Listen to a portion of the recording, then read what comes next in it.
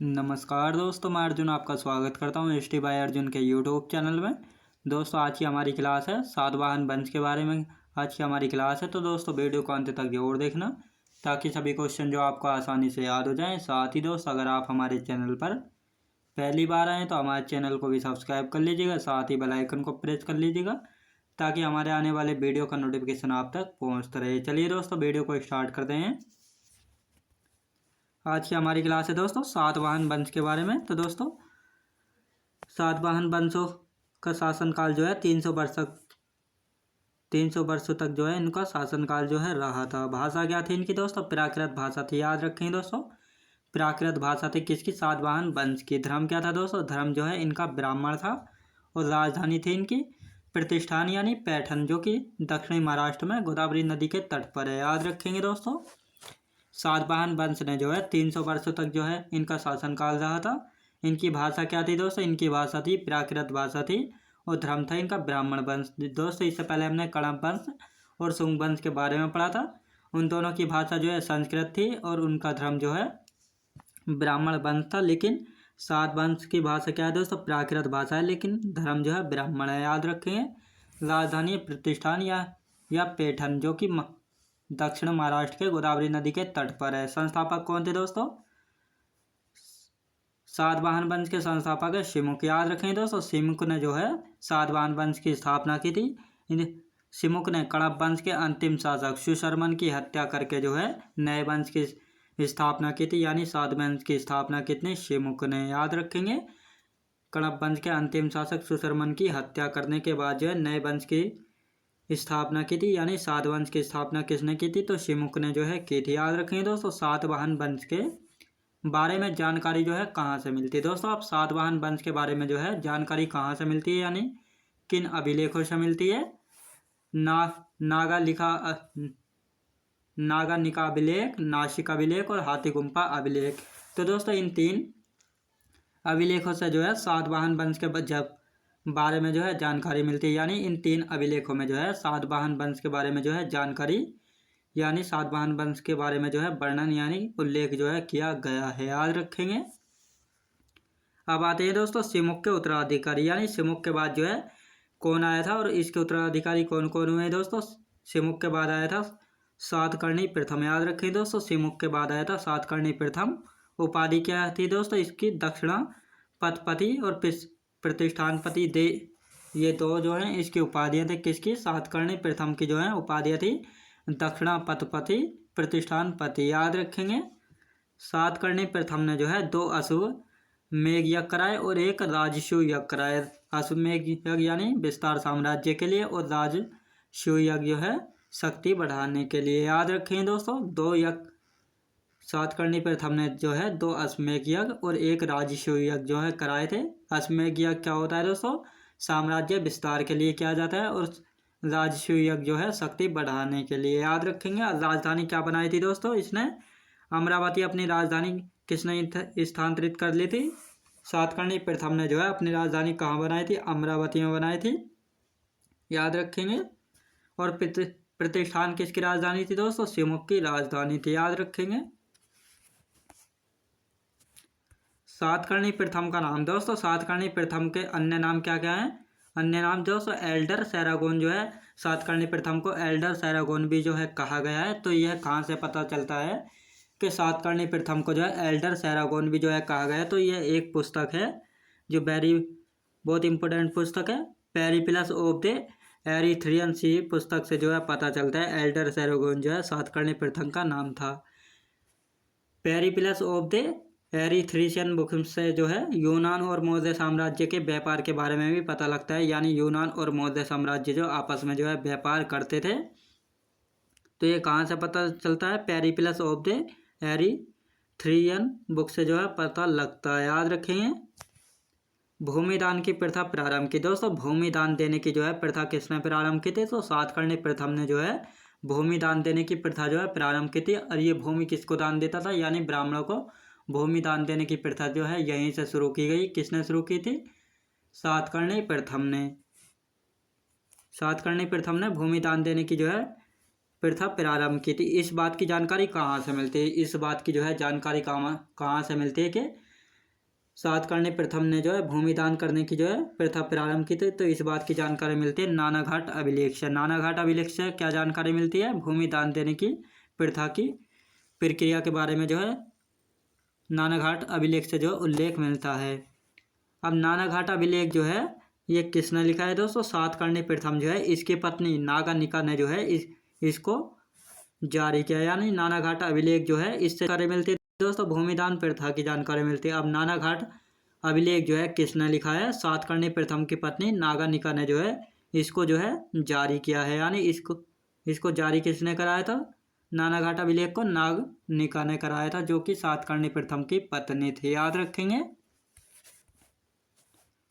अब सातकर्णी प्रथम के बाद दोस्तों अगला शासक कौन आया? तो हाल आया। याद रखें दोस्तों, हाल जो कि संस्कृत का एक विद्वान था। याद रखें दोस्तों, हाल आया जो कि संस्कृत का एक विद्वान था। हाल ने जो है गाथा सप्तशती की रचना की थी। यानी गाथा सप्तशती की रचना किसने की थी? हॉल ने की थी। यह किस भाषा में की थी? यानी प्राकृत भाषा में की थी। जबकि हॉल संस्कृत का विद्वान था, लेकिन इसने गाथा सप्तशती की रचना जो है प्राकृत भाषा में की थी। याद रखेंगे, प्राकृत भाषा इनकी राजभाषा थी। याद रखेंगे। सातवाहन वंश को जो है अंधकार युग भी कहा जाता है। यानी सातवाहन वंश को जो है अंधकार युग भी कहा जाता है। यानी सातवाहन वंश में जो है 30 शासकों ने जो है शासन, यानी सातवाहन वंश में 30 शासक हुए हैं, जिनमें से जो है कुछ के बारे में ही पता है और बाकी के बारे में जो है कुछ कहीं से भी जो है कोई एविडेंस या कोई प्रमाण जो है नहीं मिलते हैं। याद रखेंगे, कोई लिखित प्रमाण जो है नहीं मिले हैं। यानी अंधकार के रूप में जो है इसको कहा जाता है। यानी सातवाहन वंश को जो है अंधकार युग के नाम से भी जो है जाना जाता है।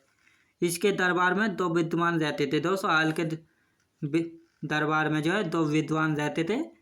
सरबर्मन, जिसने दोस्तों तांत्रिक पुस्तक लिखी थी, और गुढ़ाद्य, जिसने व्रत कथा पुस्तक लिखी थी। यानी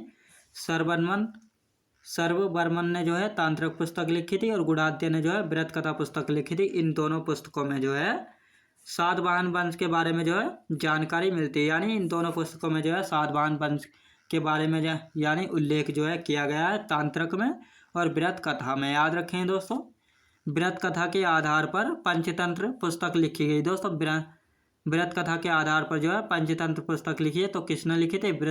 विष्णु शर्मा ने लिखी थी। याद रखें दोस्तों, पंचतंत्र पुस्तक के लेखक कौन है? तो विष्णु शर्मा है पंचतंत्र पुस्तक के लेखक, जो कि संस्कृत भाषा में लिखी गई थी। याद रखेंगे। अब आता है दोस्तों गौतमीपुत्र सातकर्णी। गौतमीपुत्र सातकर्णी आता है किसके बाद आता है दोस्तों? ये आता है हल के बाद। याद रखेंगे दोस्तों, गौतमीपुत्र सातकर्णी ये 23वां शासक था दोस्तों। 23वां शासक था कौन सा? गौतमीपुत्र सातकर्णी जो है 23वां शासक था। सातवाहन वंश का जो है पुनर्संस्थापक जो है कहा गया है। यानी पुनर्संस्थापक किसको कहा गया है दोस्तों? गौतमीपुत्र सातकर्णी को जो है पुनर्संस्थापक जो है कहा गया है। इसकी उपाधि क्या क्या थी दोस्तों? आदित्य ब्राह्मण, यानी इसके जैसा कोई नहीं, एका ब्राह्मण, त्रिसमुद्रपति और वेग कटक स्वामी। त्रिसमुद्रपति यानी इसके घोड़ों ने जो है 3 समुद्रों का पानी पिया था। यानी इधर हो गया दोस्तों अरब सागर, इधर हो गया हिंद महासागर, इधर हो गई बंगाल की खाड़ी। याद रखेंगे। तो इन तीनों, यानी यहाँ महाराष्ट्र था दोस्तों, और ये इस ऊपर को जो है गुजरात का क्षेत्र आ गया। तो यहाँ जो है सातवाहन वंश कहाँ पर था? तो ये दक्षिणी महाराष्ट्र में था। याद रखेंगे दोस्तों, इसने जो है अपना साम्राज्य बढ़ाते हुए जो है इस पर जो है सब पर अधिकार कर लिया था। इधर जो है उड़ीसा में था दोस्तों चेदी वंश। याद रखेंगे। तो इसीलिए जो है इसके घोड़ों ने इधर भी पानी पिया था, इधर भी और इधर भी। तो इसलिए जो है इसको त्रिसमुद्रीपति जो है कहा गया। वेणकटक स्वामी यानी समुद्र पर विजय पाने वाला। याद रखें दोस्तों, वेणकटक यानी समुद्र पर विजय पाने वाला कौन था दोस्तों? गौतमीपुत्र सातकर्णी था। यह 23वां शासक था। सातवाहन वंश का जो है पुनर्संस्थापक कहा जाता है। गौतमीपुत्र सातकर्णी को उपाधि थी इसकी आदित्य ब्राह्मण, एका ब्राह्मण, त्रिसमुद्रपति, वेणकटक स्वामी। याद रखें दोस्तों। माता दोस्तों, इसकी माता कौन थी? बलश्री इसकी माता थी, जिन्होंने जो है नासिक अभिलेख लिखा था। दोस्तों इसकी माता थी गौतमीपुत्र सातकर्णी की जो है माता कौन थी?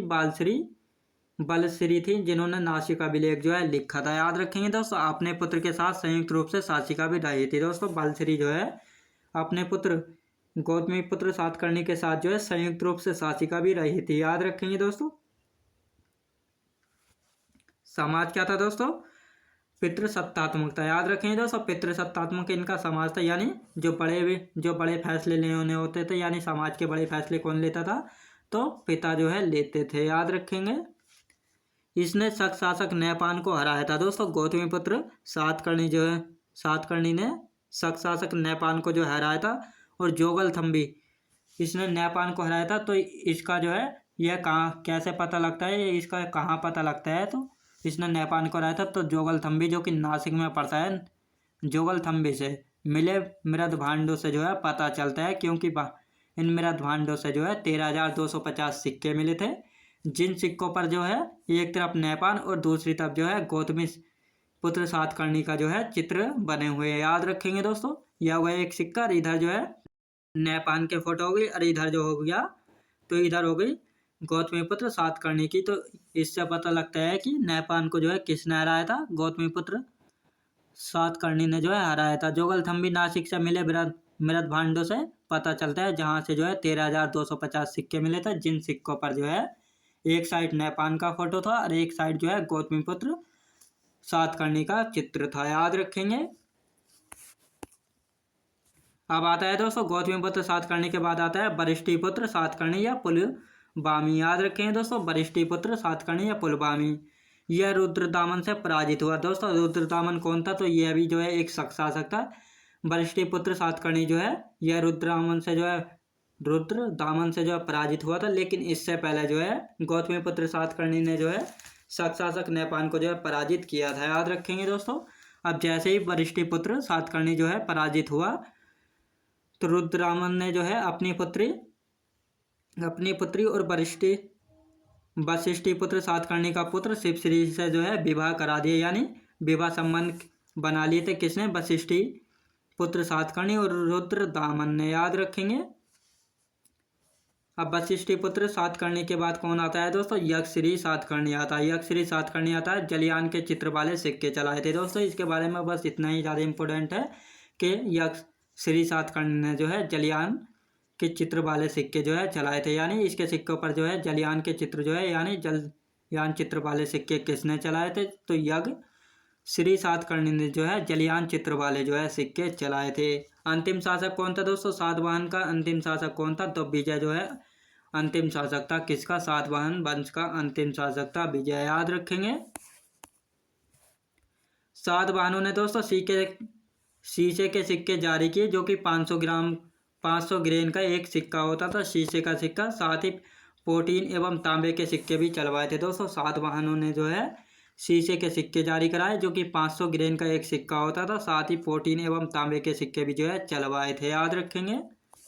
सातवाहन वंश के शासक सर्वाधिक व्यापार जो है कल्याण नामक बंदरगाह से करते थे। याद रखें दोस्तों, सातवाहन वंश के शासक सर्वाधिक व्यापार जो है कल्याण नामक बंदरगाह से जो है करते थे। तो दोस्तों मैं उम्मीद करता हूँ आपका वीडियो क्वालिटी कंटेंट वगैरह सभी कुछ आपको पसंद आया होगा। पसंद आया तो लाइक से और सब्सक्राइब करना बिल्कुल भी ना भूलें। साथ ही दोस्तों अगर आप हमारे चैनल पर पहली बार आएँ तो हमारे चैनल को भी सब्सक्राइब कर लीजिएगा, साथ ही बेल आइकन को प्रेस कर लीजिएगा, ताकि हमारे आने वाले वीडियो का नोटिफिकेशन आप तक पहुँचता रहे। तो चलिए दोस्तों मिलते हैं नेक्स्ट वीडियोज़ में।